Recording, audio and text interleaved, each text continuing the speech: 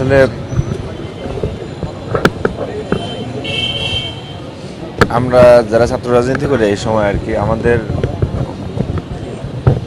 বেগম খালেদা জিয়ার গাড়ির পিছনে গাড়ির সাথে স্লোগান দিতে দিতে দিতে আমাদের রাজনীতি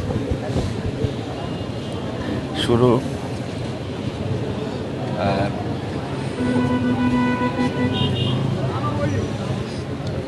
স্মৃতি তো আসলে আমাদের রাজনৈতিক পথ চলাটাই ওনার সাথে স্মৃতি। আর উনি যে কথা বলে গিয়েছেন যে উনি বাংলাদেশের মানুষকে ছেড়ে যাবেন না, বাংলাদেশে ওনার শেষ ঠিকানা।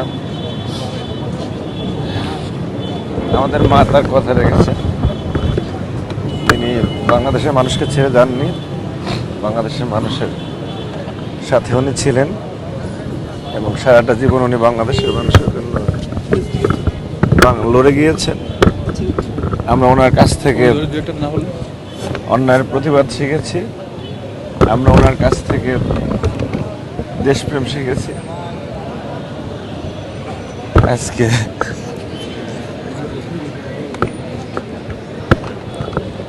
উনি যে দেশের প্রশ্নে আপোষহীন ছিলেন সেইটা যাতে আমরা ধারণ করে বাংলাদেশের প্রশ্নে আমরা আপোষহীন থাকতে পারি।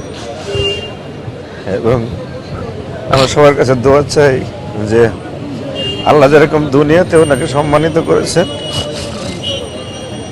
আখিরাতেও যাতে আল্লাহ ওনাকে সম্মানিত করেন, আমিন। সেটা সবাই দোয়া করুন।